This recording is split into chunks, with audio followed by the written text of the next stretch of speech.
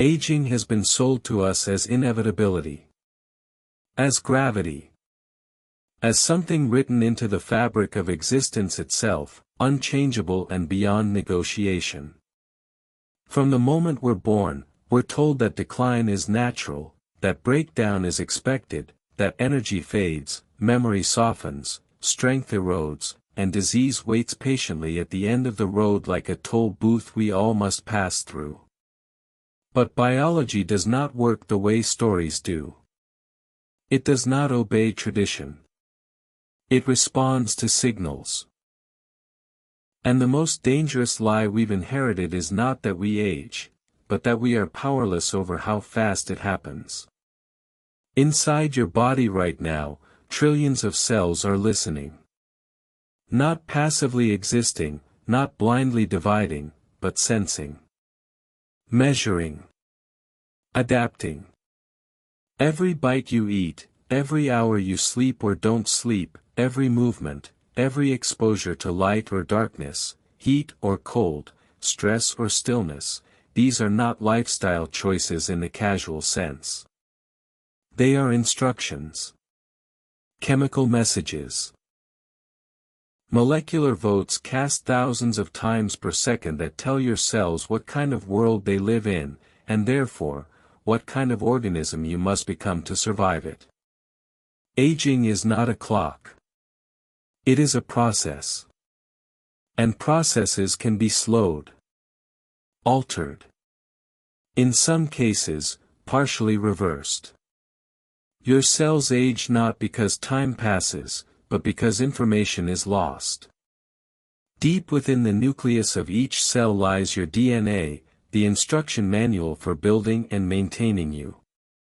But DNA alone is not enough. What truly matters is which genes are turned on, which are turned off, and how precisely that regulation is maintained over decades. Aging, at its core, is the gradual erosion of that regulatory clarity. Like a scratched record skipping, like a library where the books remain but the index is damaged, cells forget who they are. A muscle cell begins to behave less like muscle. An immune cell loses its vigilance. A neuron becomes vulnerable. Disease is not the enemy arriving from outside. It is order collapsing from within. But evolution, in its brutal intelligence, left us a defense system. A set of ancient survival pathways forged during times when food was scarce, danger was constant, and only the adaptable lived long enough to reproduce. These pathways do not activate when life is comfortable. They activate under pressure. Under challenge. Under deliberate, intelligent stress. This is where the story of longevity truly begins. Not with supplements or miracles, but with hormesis. The biological principle that small doses of stress, applied intentionally, make systems stronger. When you exercise, you are not burning calories. You are sending a signal of scarcity and effort. Your muscles respond by activating genes that improve mitochondrial efficiency, insulin sensitivity, and cellular repair. When you fast, even briefly, your body does not panic. It shifts. It diverts energy away from growth and toward maintenance. Autophagy ramps up, the cellular recycling program that clears damaged proteins and dysfunctional components before they can cause harm. This is not starvation. This is cellular housekeeping. At the center of this response are molecules like NAD+, the currency of cellular energy and repair, and enzymes called sirtuins, often described as guardians of the genome. These proteins sense energy availability and stress. When activated, they stabilize DNA, reduce inflammation, improve mitochondrial function, and extend lifespan in multiple species. They are not futuristic inventions. They are ancient. And they respond not to wishful thinking, but to behavior. Mitochondria, the tiny power plants inside your cells, are another critical chapter in this story.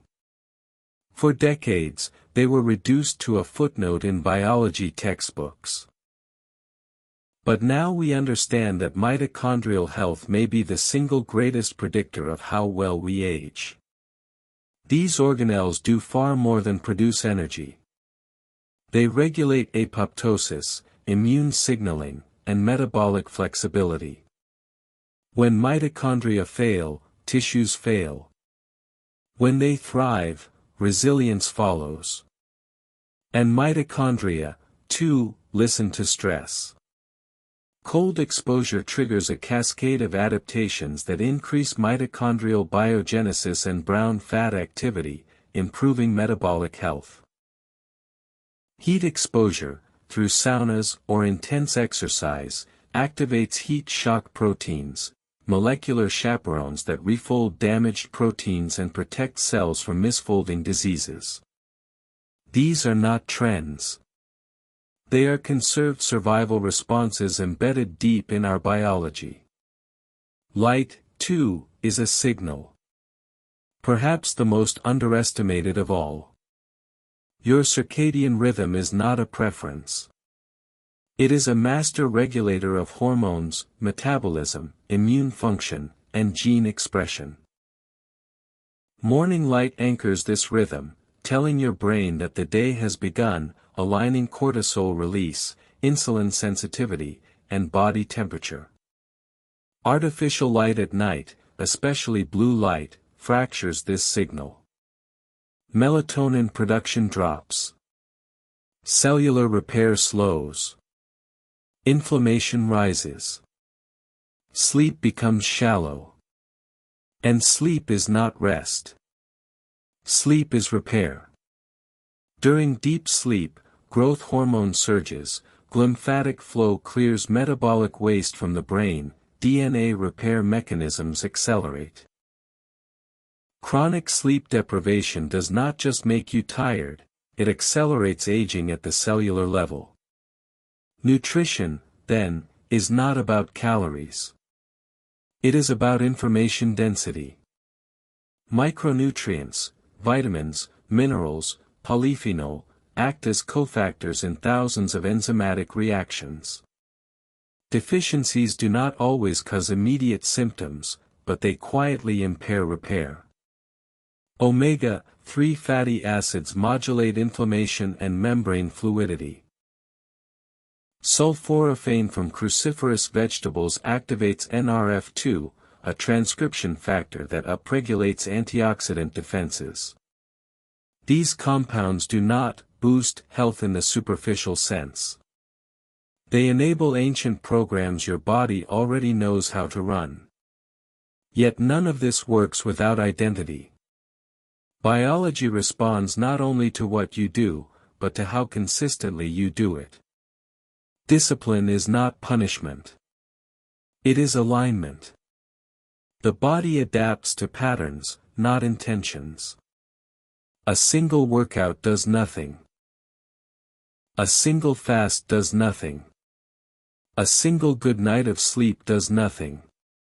But repeated signals compound. Cells remember. Epigenetic marks shift. Metabolic pathways rewire. Over time, you do not just feel different, you become different. Stress, when unmanaged, destroys. But stress, when controlled, refines. The difference between breakdown and growth is recovery. Between chaos and adaptation is rhythm. Longevity is not about avoiding stress. It is about mastering it. Learning when to push, when to rest, when to eat, when to abstain, when to expose yourself to discomfort, and when to protect yourself from excess. Purpose plays a role here that science is only beginning to quantify. A sense of meaning alters stress perception, modulates inflammatory pathways, and correlates with longer lifespan across cultures. When the brain perceives life as worth sustaining, the body follows suit. This is not mysticism. It is neurobiology. You are not a victim of your genes. You are a participant in their expression. Every day, with every choice, you are either accelerating decay or investing in repair. Aging is real. Death is real. But the slope of decline is negotiable. And the earlier you understand that, the more leverage you have. Longevity is not about living forever. It is about extending the years in which you are strong, clear-minded, capable, and free. It is about compressing suffering, not denying reality. And the science is clear: the body you inhabit is more adaptable, more responsive, and more powerful than you were ever told. You are not late. Your cells are listening now.